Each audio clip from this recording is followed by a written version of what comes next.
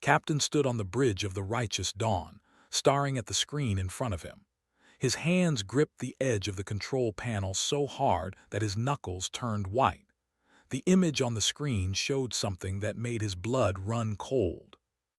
3 human transport ships floated in space. They were not moving. They were not whole anymore. Pieces of metal and debris drifted where families had been just hours before.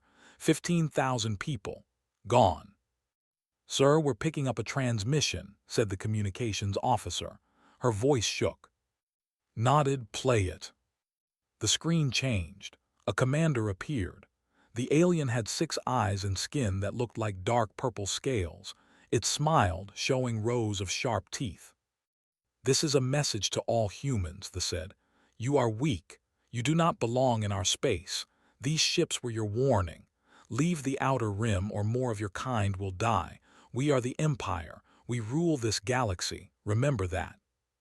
The transmission ended. The bridge was silent. Nobody spoke for a long moment. Had been a captain for 12 years. He had seen many things in space. He had faced pirates, survived engine failures, and negotiated with difficult aliens. But he had never felt rage like this before. One of those ships carried his sister. She was a teacher, going to start a new school on a colony world. Now she was dead. "Get me Admiral," said quietly. "Now." Doctor walked into the bridge. She was the ship's and usually helped with alien relations. Her face was pale. "I heard the transmission," she said. "I'm so sorry about your sister." He didn't look at her. He couldn't. If he did, he might break down, and a captain couldn't do that in front of his crew. "They have never done anything like this before," continued. "They've been aggressive, yes, but this is genocide. This is a war crime." "They just declared war," said. "They just don't know it yet." The screen changed again. Admiral appeared. She was an older woman with gray hair and eyes that had seen too many battles. "Captain, I saw the attack. I'm very sorry for your loss." "Thank you, Admiral. What are our orders?" "Looked tired. Return to Earth immediately. All ships are being recalled. The Coalition Council is meeting in 2 hours. "And then what?" asked. "Then we decide what humanity does next." The journey back to Earth took 3 days. During that time, more news came in. They hadn't stopped with the transport ships. They had attacked 2 more human outposts. They had killed another 5,000 people. And worse, they had captured Ambassador. Was Earth's chief diplomat to the. She had spent 10 years trying to build peace between the 2 civilizations. She was a kind woman who believed that all species could get along if they just talked to each other. They broadcasted her execution across every communication channel in the galaxy. They made it slow. They made it painful. They made sure everyone watched. Doctor vomited after seeing the broadcast. Even the hardest soldiers on the ship looked sick. Watched it all. He forced himself to watch every second. He wanted to remember. He wanted to never forget what they had done. When the righteous dawn reached Earth orbit, received another message. He was to appear before the Coalition Council. They wanted to hear from someone who had seen the aftermath of the attack. The council chamber was enormous. Representatives from every human colony sat in a giant circle. At the center stood the council president, a tall man named. He looked angry. "Captain," President said, "tell us what you saw." Stood at the speaker's position. He looked around at all the representatives. Some were young, some were old, some looked scared, others looked furious. "I saw pieces of ships that used to carry families," said. His voice was steady. "I saw debris where children used to play. I saw 15,000 lives reduced to floating metal and frozen bodies, and I heard the laugh about it." The chamber erupted in angry shouts. Representatives stood up, demanding action. President had to call for order 3 times before everyone sat down again. "We sent diplomats," one representative said. "They killed Ambassador, we offered peace. They gave us war." "They think we're weak," another said. "They think because we've only been in space for 200 years, we don't know how to fight." Admiral stood up. She walked to the center of the chamber. Everyone went quiet. "I've served in Earth's military for 40 years," said. "I helped design our defense systems. I helped plan for threats we might face in the galaxy. And I'm here to tell you something important. We are not weak. We've been preparing for this day since we first left Earth." She pressed a button on her data pad. Holographic images appeared above the chamber. They showed weapons, lots of weapons, ships that nobody knew existed, space stations hidden in asteroid fields, massive factories on distant moons. "We've been building," said. "We've been ready. We just hoped we'd never need to use any of this." The representative stared at the images in shock, even didn't know about most of what he was seeing. President looked around the chamber. "They have committed acts of war against humanity. They've murdered our citizens. They've executed our diplomats. They think we'll run away scared, so I put it to a vote. Do we retreat or do we respond?" The vote was immediate. It was unanimous. Every single representative voted for war. "Then it's decided," said. "As of this moment, the United Earth Coalition is at war with the Empire. May whatever gods exist have mercy on them because we won't." Felt something settle in his chest. It wasn't happiness. It wasn't satisfaction. It was certainty. They had made a terrible mistake. They had poked a sleeping giant. They had hurt humanity and laughed about it. Now humanity was awake, and it was angry. As left the council chamber, Doctor caught up with him. "What happens now?" she asked. Looked at her. For the first time in days, he smiled. It wasn't a happy smile. "Now," he said, "we show them what humans can do when you push us too far.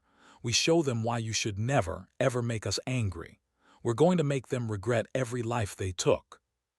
Behind them, Earth's military machine began to wake up. Across the planet, factories started working at full capacity. Shipyards that had been quiet for years roared to life. Soldiers were called up. Weapons were loaded. Plans that had been gathering dust were pulled out and updated. They had wanted to see what humanity was capable of. They were about to find out, and it would be the last thing their empire ever saw. General walked through the underground facility deep beneath the mountains of Korea. The tunnel stretched for miles, lit by blue emergency lights. He had been here many times, but it never stopped being impressive. This place didn't exist on any public map. Most people in Earth's government didn't even know about it. It was called Project Prometheus, and it was humanity's biggest secret. "General, we're ready for the demonstration," said Engineer, falling into step beside him. Was young, only 35, but he was brilliant. He had designed half the weapons systems humanity had been secretly building for the past 50 years. They entered a massive chamber. It was so big that couldn't see the far wall. Inside the chamber sat hundreds of machines. They looked like giant metal insects, each one the size of a house. Their surfaces were black and seemed to absorb light. "These are the swarm drones," explained. "Each one carries enough firepower to take out a battleship, but that's not what makes them special. Watch this." He pressed a button on his control pad. One of the drones activated. It moved to a large pile of scrap metal in the corner. As they watched, the drone began to work. It took pieces of metal and began building. Within 10 minutes, there was a second drone. Then the two drones started building more. "They self-replicate," said proudly. "Give them raw materials and they'll build an army. We send 100 to an asteroid field, and within a week we'll have 10,000. General nodded slowly. "And the AI systems?" "Fully operational. They can coordinate attacks across entire star systems. They won't be able to keep up. Their military tactics are based on traditional fleet movements. Our AI can predict their moves and counter them before they even give the orders." In another part of the facility, Intelligence Officer Sora was briefing Admiral. Sora had spent 20 years gathering information on every major alien species in the galaxy. She knew the better than they knew themselves. "The Empire is actually an alliance of 6 different species," Sora explained, pointing to a holographic map. The themselves are the leaders, but they rely on the other 5 for military support and resources. Their biggest weakness is that they don't trust each other completely. They stay together because they're afraid of each other, not because they like each other. Can we use that? Asked. Absolutely. If we hit them hard enough, fast enough, the alliance will fracture. Some of the species will start thinking about their own survival instead of the Empire's glory. Smiled, it was a cold smile. Good, we'll need every advantage. How long until our fleet is ready? 3 weeks, Sora said. We're pulling ships from every hidden shipyard we have. Think we have maybe 1,000 military vessels. They're about to find out we have 10 times that number. Back on the Righteous Dawn, Captain was addressing his crew. The ship had been refitted with new weapons systems. It barely looked like the same vessel anymore. I know many of you are scared, said, looking at the faces of his crew. I know some of you have never been in combat, but I need you to understand something. They killed 20,000 of our people. They did it to make us afraid, to make us run away. We're not running. Doctor stood beside him. She had new equipment too. Her job had changed. She wasn't just studying aliens anymore. She was finding ways to fight them. I've identified 17 colony worlds, said. Most of them are supply bases for their military. If we take these out, their fleets won't be able to refuel or rearm. They'll be stranded. One of the younger crew members raised his hand. Doctor, won't that hurt civilians too? His expression was gentle but firm. We're targeting military installations only. We're not like them. We won't kill innocent people, but we will destroy their ability to make war. 3 weeks later, the human fleet gathered at the edge of known space. It was the largest military force humanity had ever assembled. 10,000 warships floated in formation, waiting for orders. General stood on the bridge of the flagship Indomitable. Beside him were Admiral, Captain, and dozens of other commanders. They all watched the same tactical display. All ships report ready, an officer said. Took a deep breath. This was it, the moment that would define humanity's place in the galaxy. They could turn back now. They could try for peace again, but he thought about Ambassador. He thought about the 15,000 colonists. He thought about the commander's smug smile. No, there would be no turning back. Broadcast this message to Earth and all human colonies, said. Record it. The camera activated, looked directly into it. People of Earth, he began. The thought we were weak. They thought because we're new to the galaxy we don't know how to defend ourselves. They were wrong. For 200 years since we first left our solar system, we've been preparing. We hoped we'd never need to fight. We hoped the galaxy would be a place of peace. They showed us we were naive. He paused, letting his words sink in. They killed our people. They laughed about it. They wanted to see what we're capable of. So we're going to show them. We're going to show the entire galaxy.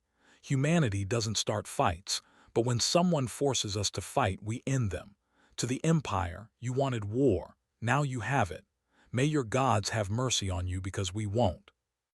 The transmission ended. Across human space, billions of people watched. Some cried, some cheered.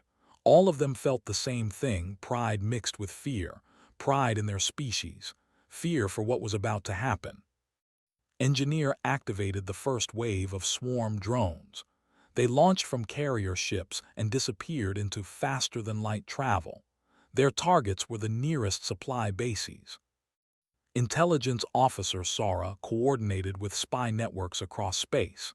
Signals were jammed. Communications were intercepted. Every piece of information about military movements was fed into the human AI systems. Admiral gave the final order. All ships proceed to your designated targets. Operation Righteous Fury is now active. Show them no mercy but spare the innocent. We're not monsters. We're just humans who've been pushed too far. The fleet split into 12 attack groups. Each group headed for a different system. They moved fast, using jump drives that they didn't know humans possessed. Captain commanded one of the attack groups. 50 ships followed his lead. Their target was a mining colony that supplied materials for their weapons factories. "How long until we arrive?" asked. 2 hours, his navigation officer replied. Doctor was monitoring the communications. "They have no idea we're coming. Their scouts haven't detected us. They think they're safe." Thought about his sister.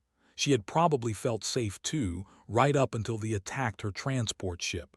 She never had a chance to defend herself. She never had a warning.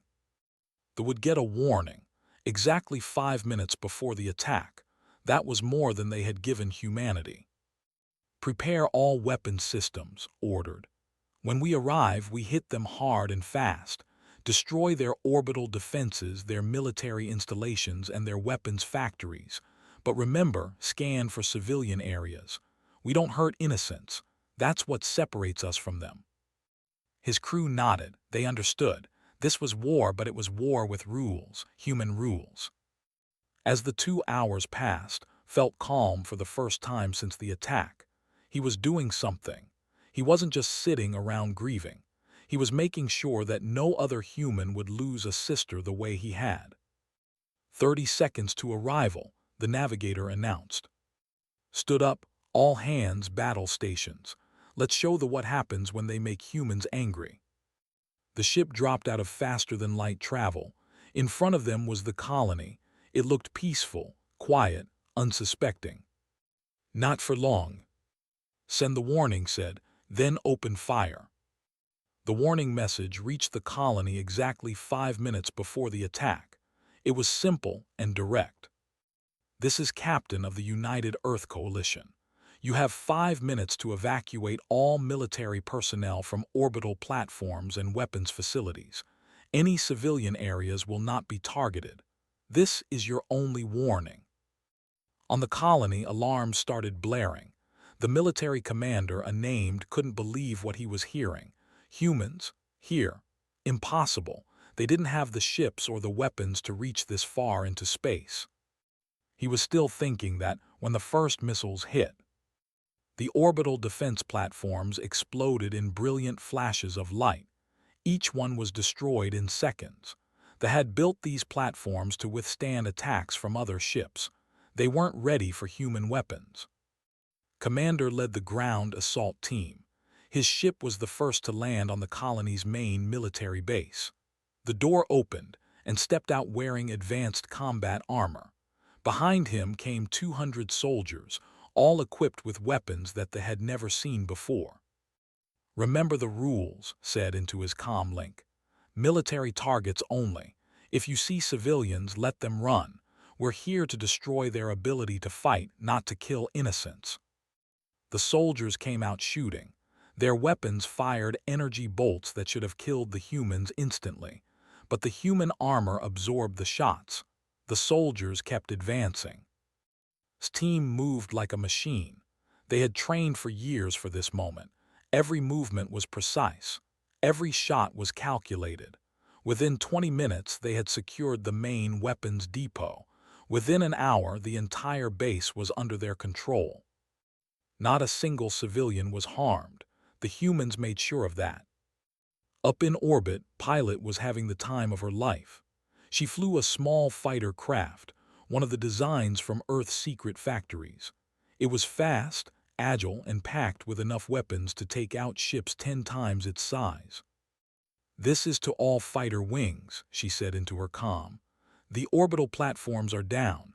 Now we take out their supply ships. Follow my lead." She dove toward a massive cargo vessel. It was trying to escape, its engines burning at full power. Its targeting computer locked on. She fired. The ship's engines exploded, leaving it drifting in space. "Target neutralized," she reported, moving to the next one. All around the colony, the same scene was playing out. Human ships targeted military installations with incredible precision. Factories that made weapons were reduced to rubble. Supply depots exploded. Communication towers fell. But the schools were untouched. The hospitals were protected. The residential areas were avoided. Doctor monitored everything from the righteous dawn. She watched as the military network started sending panicked messages. They were calling for help, reporting that humans were attacking with technology they didn't understand. "Captain, we're intercepting their distress calls," said two. "They're sending them to the other colonies. They're terrified." "Good," replied. "I want them terrified. I want them to feel what our colonists felt."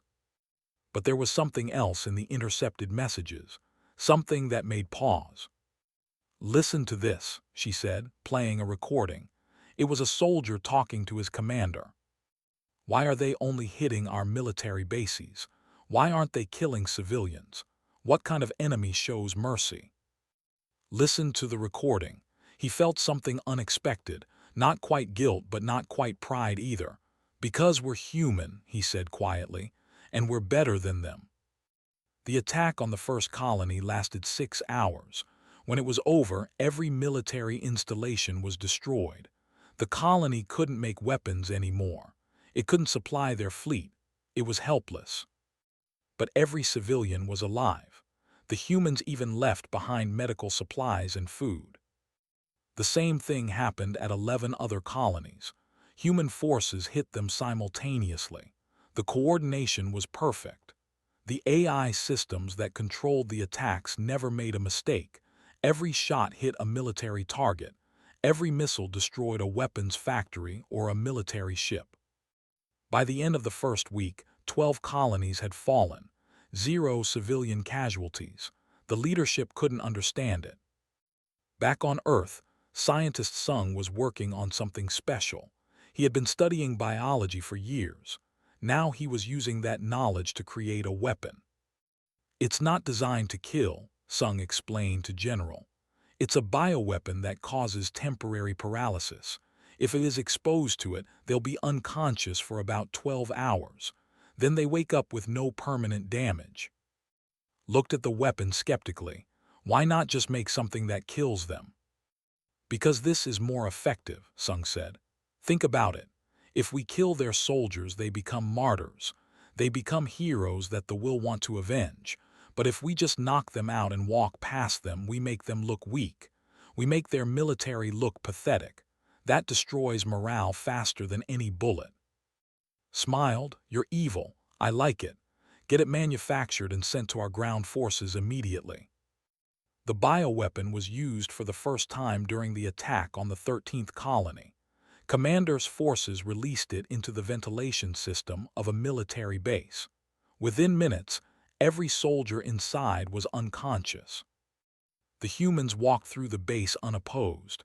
They destroyed the weapons. They sabotaged the equipment. They downloaded all the military data. And then they left, leaving the unconscious soldiers exactly where they fell. When the soldiers woke up 12 hours later, they found a note written in their language. It said, "You couldn't even slow us down. Surrender now or this will get worse." The psychological impact was devastating. Soldiers started to doubt themselves. If the humans could knock them out without even fighting, what else could they do? Pilot led another attack on a supply convoy. This time, 30 cargo ships were trying to reach a military fleet. They had an escort of 20 warships. "You're outnumbered," her wing commander said. "Wait for backup." "No time," replied. "If those supplies get through, the fleet will be able to operate for another month. We end this now." She dove into the battle. Her fighter danced between the ships, too fast for their weapons to track. She fired missiles at the cargo ship's engines, disabling them one by one. Other human fighters followed her lead. The warships tried to stop them. They fired everything they had. But the human fighters were too fast, too agile. Within 40 minutes, all 30 cargo ships were drifting in space, their engines destroyed. The warships retreated. Hadn't lost a single pilot. Back on the righteous dawn, Doctor was analyzing the data they had collected. She noticed something interesting in the communications. "Captain, the alliance is starting to crack," she said. "2 of the 6 species in their empire are questioning whether they should keep fighting. They're saying that humans are too strong, that this war was a mistake. Leaned forward, which two species? The and the. They're both asking why they should die for pride. They're saying the humans aren't even targeting civilians, so maybe the humans aren't the monsters the leadership claimed they were. This was exactly what intelligence officer Sora had predicted. The Empire was built on fear, not loyalty. Hit them hard enough and it would fall apart. By the end of the first month, 20 colonies had surrendered. 3 of them surrendered without the humans even firing a shot. They just sent a message saying they didn't want to fight anymore. General addressed the human fleet. "You've done well. The thought we would be easy to beat. They thought we'd run away crying. Instead, we've taken 20 of their colonies and haven't lost a single major battle. But don't get comfortable. The real fight is coming. The home world is next." Captain prepared his ship for the journey to Prime. It would be the biggest battle of the war. The leadership would defend their home world with everything they had. Doctor came to his quarters that night. "Are you ready for this?" she asked. Looked at a picture of his sister on his desk. She was smiling in the photo, excited about her new job as a teacher. "I'm ready," he said. "The need to understand that actions have consequences. They killed our people. They laughed about it. Now they're going to see their own worlds burn, not because we want to, but because they forced us to." Nodded. "We're still better than them. We're still showing mercy where we can." "I know," said, "and I'm proud of that, but mercy has its limits. They are about to find out what happens when humans reach those limits." All across human space, the fleet gathered. 10,000 ships prepared for the final push. The target was Prime, the heart of the Empire. The message was clear: surrender or be destroyed. The leadership sent back their own message. It was just 2 words: never surrender. General read the message and smiled coldly. "Then we'll make them wish they had." The Empire was falling apart from the inside. Ambassador could see it happening in real time as she monitored the communications between the 6 species that made up the alliance. Had been appointed as Earth's new chief diplomat after his execution. She was different from where had believed in peace through understanding, believed in peace through strength. They had taught humanity that lesson the hard way. They have officially withdrawn from the alliance, reported to General. They're saying they won't fight for an empire that started a war it can't win. They are expected to follow within days. Nodded. 2 down, 4 to go. What about the others? They are still loyal to but they're getting nervous. The other 2 species are sitting on the fence, waiting to see which way the wind blows. On the bridge of a military ship, Commander was having the worst week of his life. He was, but he wasn't stupid. He could see that his empire was losing this war badly. The humans were destroying military installations across space. They were winning every battle, and they were doing it while barely killing any civilians. It made them look like barbarians in comparison. Had never wanted this war. He had argued against attacking the human transports, but the High Council had been so sure that humans were weak, so sure that one show of force would make them run away. Now's fleet was trapped near Prime with no supplies and no way to get more. Human ships controlled all the supply routes. His soldiers were hungry. His ships were running out of fuel. He made a decision that would change everything. "Send a secure transmission to the human fleet," ordered. "I want to speak with whoever is in charge." His second-in-command stared at him. "Sir, that's treason." "No," said firmly. "Treason was starting this war. I'm trying to end it before we all die." The transmission reached Admiral, who commanded the human siege fleet surrounding Prime. Was a careful woman who didn't trust easily, but she was willing to listen. "This is Admiral. Who am I speaking with?"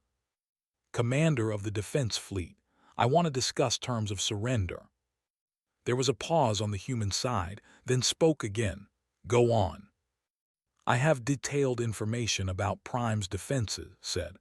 "I can tell you where the weapons are, where the shields are weakest, where the leadership is hiding.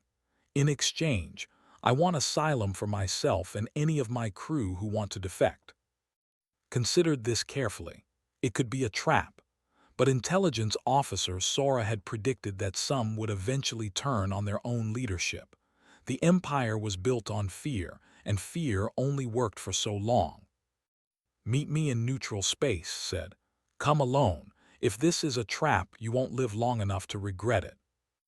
Arrived in a small shuttle, he brought data pads filled with military secrets. When he stepped onto Admiral's ship, he expected to be treated like a prisoner. Instead, he was treated like a guest. "Why are you doing this?" asked him. Looked tired. "Because this war was stupid. The High Council wanted to prove we were the strongest species in the galaxy. Instead, they proved that humans are stronger, smarter, and somehow more moral than us. You could have killed millions of our civilians by now. You haven't. That tells me you're not the monsters our propaganda says you are." The information provided was invaluable. He showed the humans exactly where Prime's defense systems were located. He explained how the planetary shields worked. He even provided the locations where the High Council was hiding. Ambassador used this information to craft a message. It was broadcast on every frequency across space. "People of the Empire's message began. Your leaders started a war by murdering 20,000 innocent humans. They killed our diplomat when she came in peace. They laughed about it. They thought we would be afraid. They were wrong." Images appeared alongside her words. Images of the destroyed human transport ships. Images of Ambassador's execution. Images of the commander who had broadcast the first threat to humanity. "We did not want this war," continued. "But since your leaders forced it upon us, we have fought with honor. We have destroyed your military, yes, but we have spared your civilians. We have shown mercy even when you showed us none. Now we offer you one final chance. Surrender, or we will destroy Prime's military capabilities completely. You have 72 hours to decide." The broadcast ended. Across Prime, citizens watched in stunned silence. Many of them hadn't known the full truth about how the war started. The propaganda had told them that humans attacked first. Now they knew the truth, and they were angry. Riots broke out in the streets of Prime's major cities. Citizens demanded that the High Council surrender. They didn't want to die for a war based on lies. The High Council refused. They doubled down, claiming that surrender would mean slavery under human rule.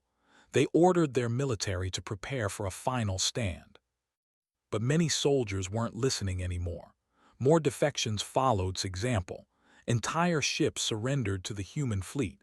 Some soldiers sabotaged their own weapons rather than fight.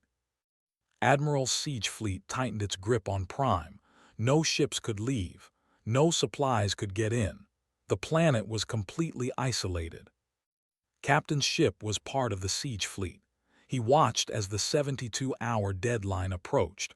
Part of him hoped they would surrender. Another part wanted them to refuse, to give him a reason to continue the fight. Doctor was concerned. "If we have to attack the planet, there will be civilian casualties. Even with our precision weapons, something could go wrong." "I know," said, "but we can't back down now. The leadership needs to understand that there are consequences for what they did." With 12 hours left before the deadline, something happened that nobody expected. A group of citizens stormed the High Council building. They weren't military. They were just regular people who were tired of the war. The coup attempt failed. The High Council's guards killed 30 civilians, but the message was clear. The people didn't want to fight anymore. Engineer was preparing humanity's final demonstration of power. He had been working on a special weapon for this exact moment. It was called the Planet Cracker. "It's designed to destroy large celestial bodies," explained to General. "One shot can reduce a planet's moon to asteroids. We've never tested it on an actual target before, but the simulations show it should work." Looked at the weapon specifications. How much damage could it do to a planet? "If we hit a planet directly, complete destruction. Nothing would survive, but we're not going to do that. We're going to demonstrate it on Prime's moon. When the deadline was 6 hours away, Ambassador sent another message to Prime. "We know your High Council rejected our offer of surrender," said. "We know they're willing to let you die rather than admit they were wrong. So we're going to show you what will happen if they don't change their minds. Look at your moon." Every person on Prime looked up at their moon. It was a large celestial body that had orbited their planet for millions of years. It was beautiful. It was familiar. It was part of their night sky. The human fleet fired the planet cracker. The beam of energy hit the moon and passed through it like it was made of paper. For a moment, nothing happened. Then the moon started to break apart. Massive chunks separated from each other. Within 15 minutes, the moon was gone. In its place was a field of asteroids. On Prime, everyone who saw it felt the same emotion: terror. Ambassador's voice came back on the broadcast. "That was a demonstration. Your military facilities are next. Surrender now or watch your world's defenses turn to dust. You have 6 hours." The High Council tried to rally their people. They gave speeches about pride and honor, but nobody was listening anymore. The citizens of Prime had seen what humans could do. They didn't want to die for pride. With 3 hours left, massive protests filled the streets. Hundreds of thousands of citizens surrounded the High Council building. They demanded surrender. The High Council still refused. With 1 hour left, military commanders started surrendering on their own. They didn't wait for orders from the High Council. They simply stopped fighting. With 30 minutes left, the High Council's own guards turned on them. The guards arrested the council members and contacted the human fleet. "This is Captain of the Home Guard," the message said. "The High Council has been removed from power. We are ready to discuss terms of surrender." Admiral accepted the surrender. The war was over. Sort of. There was still one problem. The High Council members, even under arrest, were defiant. They insisted they had done nothing wrong. They refused to apologize for the deaths they had caused. Ambassador had a solution. "We'll put them on trial," she said. "A galactic tribunal. Let every species in the galaxy see what they did and judge them for it." The trial would take months to organize, but knew it was important, not just for justice, but to show the galaxy that humans valued law and order. Captain watched as the fleet powered down their weapons. He felt empty. The war was over, but his sister was still dead. Victory didn't bring her back. Doctor found him staring out at Prime. "What are you thinking?" she asked. "I'm thinking that we won," said, "but I don't feel like celebrating." "That's because you're human," replied. "We don't enjoy destruction. We did what we had to do, but it doesn't make us happy." Nodded. She was right. They had forced this war. Humanity had ended it. Now came the hard part: building peace. The surrender of Prime should have been the end. The war was over. The Empire was broken. Humanity had won. But the High Council had one last desperate move. Deep beneath the surface of an asteroid field, the Council had hidden an ancient weapon. It was something they had found 50 years ago, left behind by a civilization that had died out millions of years before. The scientists had spent decades studying it, trying to understand how it worked. They called it the Star Killer, and they aimed it at Earth. The weapon powered up in secret.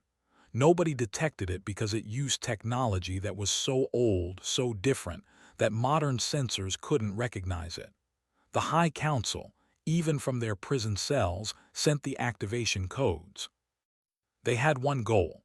If they were going to lose, they would take humanity's home world with them. On Earth, people were celebrating. The war was over.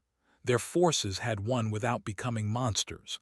They had shown the galaxy that humans could be strong and moral at the same time. Pilot was on leave, visiting her family in Seoul. She was tired but happy. She had survived every battle without a scratch. She was already thinking about what she would do after the military. Maybe become a flight instructor, teach the next generation. She was having dinner with her parents when the alert came through. All military personnel report for emergency deployment. This is not a drill. His father looked at her with concern. I thought the war was over. It was, said, already grabbing her jacket. Something's wrong. She wasn't the only one called back. Every pilot, every soldier, every ship was recalled. Something massive was headed toward Earth, and it was moving fast. General was the first to understand what they were seeing. It's a planet-killer weapon, he said, his voice barely a whisper. If that thing hits Earth, everything dies, all of it, no survivors. Intelligence officer Sora was frantically searching through databases, looking for information. They found this weapon decades ago. They kept it secret, even from their own allies. It's set to fire in 20 minutes. 20 minutes, that was all the time they had. Admiral made a decision. We can't stop it from firing. The weapon is too well defended and we don't have time to reach it, but maybe we can intercept the shot. How? Someone asked. By putting something in the way, said. Something big enough to absorb the blast. The problem was that nothing was big enough. The weapon would destroy a planet. What could possibly stop it? Pilot had an idea. It was crazy. It was probably impossible, but it was the only chance they had. What if we don't try to stop the blast? She said over the comm channel. What if we redirect it? Engineer immediately understood. The weapon fires energy in a straight line. If we could create a gravitational field strong enough, we might be able to bend that line, make it miss Earth. How do we create a gravitational field that's strong? General asked.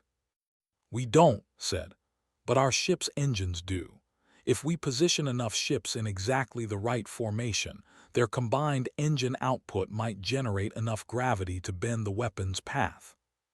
It was a long shot, but it was the only shot they had. How many ships would we need? Admiral asked. All of them, replied.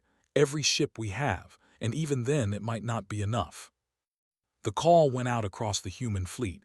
Every ship, every captain, every crew, they all understood what was being asked of them. They needed to position themselves between Earth and the weapon, and if the plan didn't work, they would all die when the blast hit them. Not a single captain refused. Captain brought the righteous dawn into position. Around him, thousands of other ships did the same. They formed a massive wall between Earth and the incoming weapon blast. Doctor worked frantically on the calculations. The weapon fires in 5 minutes. We need perfect positioning. If even one ship is out of place, the gravitational field won't form properly. Across the fleet, crews made tiny adjustments to their positions. They had to be exact. There was no room for error. Pilot was in her fighter, helping guide the larger ships into position. Section 7, you need to move 3 meters starboard. Section 12, tighten your formation. With 2 minutes left, engineer sent out the final command. All ships, engage engines at maximum output on my mark. Don't stop no matter what happens. If we reduce power even a little bit, the whole thing fails. The crews waited. 60 seconds, 30 seconds, 10 seconds. Mark shouted. Every ship engaged their engines simultaneously. The combined power was incredible. Space itself began to bend around them. The gravitational field formed, just as had predicted. The weapon fired. A beam of pure destructive energy shot across space. It was death made visible. It would have destroyed Earth completely. But it hit the gravitational field first. The beam bent. It curved around the fleet, redirected by the artificial gravity. For a moment, it looked like it might work. The beam was missing Earth. It was going to pass by harmlessly. Then something went wrong. The weapon was more powerful than they had calculated. The beam wasn't bending enough. It was still going to hit Earth, just at a different angle. Pilot saw it happening. She saw the beam curving toward her home planet. She saw her calculations showing that it would clip Earth's atmosphere, which would be enough to kill billions of people. She made a choice. Flew her small fighter directly into the beam's path. Her ship wasn't big enough to stop it, but it was big enough to create one more tiny gravitational distortion, one more small change in the beam's trajectory. "No," someone shouted over the comm. "Tell my parents I love them," said calmly, "and tell them I saved the world." Her fighter's engines went to maximum power. For a fraction of a second, they created a small gravitational ripple. It was tiny, almost nothing. But it was enough. The beam bent just a little bit more, just enough to miss Earth completely. It shot past the planet and disappeared into deep space. Fighter was consumed by the beam. She never felt anything. One moment she was there. The next she was gone. Earth was safe. But the cost had been high. On Earth, 12 billion people watched as Pilot saved their world. They saw her fighter disappear into the energy beam. They saw her sacrifice everything so they could live. She became a hero instantly, the woman who gave her life to save humanity's home world. General wept when he heard the news. So did Admiral. So did Captain and Doctor and every person who had known. But the war wasn't over yet. They had tried to destroy Earth. That was beyond forgiveness. Find where that weapon was launched from, ordered. Find everyone who was involved in activating it, and then remove them from existence. It took 6 hours to track down everyone responsible. The High Council members who had sent the activation codes, the scientists who had maintained the weapon, the guards who had protected the facility. They were all arrested. No trial this time, no second chances. Ambassador addressed the galaxy one final time. They attempted to destroy Earth and kill 12 billion people. They failed. Pilot gave her life to stop them, and her sacrifice will never be forgotten. As for those responsible, they will face human justice. And human justice, when crimes are this severe, is absolute. The weapon facility was destroyed. Every piece of the ancient technology was reduced to atoms. Humanity made sure that nobody would ever use it again. The High Council members who had activated the weapon were imprisoned for life. Not on a nice prison. On a harsh, isolated colony world where they would spend the rest of their lives thinking about what they had done. Commander's forces were sent to secure every military installation. They found evidence of other weapons, other plans. The leadership had been planning to commit genocide against humanity. They had been preparing to wipe out every human colony in the galaxy. Doctor compiled all the evidence into a report. It was presented to the Galactic Council, a coalition of neutral species that oversaw interstellar law. The verdict was unanimous. The Empire was dissolved.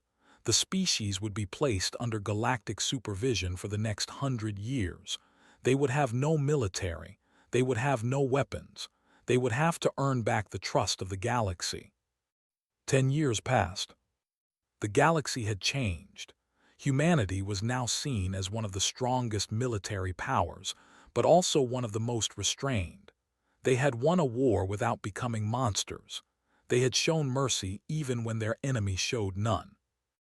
The species, surprisingly, thrived under the new system. Without their aggressive leadership, they became peaceful.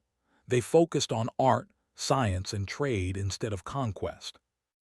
Doctor ran a reconciliation program.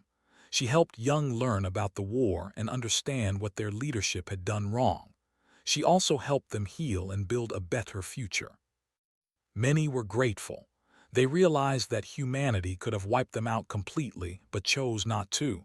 That mercy meant something to them. Captain had retired from the military. He spent his time at the memorial for the 20,000 colonists who had died in the initial attack. His sister's name was carved into the black stone wall along with all the others. Fresh flowers appeared at the memorial every day. People from across the galaxy came to pay their respects. Even some came, offering apologies and asking for forgiveness. One day, a young student approached at the memorial. The student looked nervous. "Excuse me," the student said in broken human language. "Can I ask you something?" Nodded. "I'm studying the war in school," the student said. "My teacher is human, she's very kind, but I don't understand something. Why didn't you kill us all? After what we did to you, you had the right. You had the power. Why did you show mercy?" Looked at the young for a long moment. Then he pointed at his sister's name on the wall. "She was a teacher," said. "She wanted to educate children and help them build a better future. If I had killed your people, if we had committed genocide, her death would have been meaningless. She wouldn't have wanted that. None of our dead would have wanted that." The student looked confused. "But your leader said you would make our worlds burn." "We did," said quietly. "We burned your military, we burned your weapons, we burned your empire's ability to hurt people, but we didn't burn your people, because that's not who humans are. We don't enjoy destruction, we just refuse to be victims." The student nodded slowly, beginning to understand. "Your people learned a hard lesson," continued. "You learned that humanity's patience has limits, that when you push us too far, we will respond with overwhelming force. But you also learned that even in our anger, even in our fury, we're still moral. We still have rules. We're still human." That evening, received a message from General. The old general had retired too and was writing his memoirs. "I wanted to ask you something for the book," wrote. "Do you think we did the right thing? Looking back, was the war worth it?" Thought about it for a long time before responding. "They started a war because they thought we were weak. They killed our people because they thought we wouldn't fight back. We showed them they were wrong on both counts. We showed the galaxy that humanity is strong, but also that we're better than our enemies. We could have become monsters. We chose not to. So yes, General, I think we did the right thing, and I think my sister would agree." Admiral stood at the memorial for Pilot. It was a massive statue showing her fighter flying into the beam of energy, saving Earth. Millions of people visited it every year. "You saved 12 billion people," said to the statue. "You gave everything so we could have a future. I promise we won't waste the chance you gave us." The war had taught humanity many lessons. They learned that they could fight and win against terrible odds. They learned that they could be strong without being cruel. And they learned that their greatest strength wasn't their weapons or their technology. It was their humanity. Years later, in a classroom on Earth, a teacher told the story of the war to her students. She told them about this attack, about humanity's response, about Pilot's sacrifice. One student raised his hand. "Teacher, do you think they will ever attack us again?" The teacher smiled. "No, because they learned something important. They learned what happens when you make humans angry, and they'll never forget it.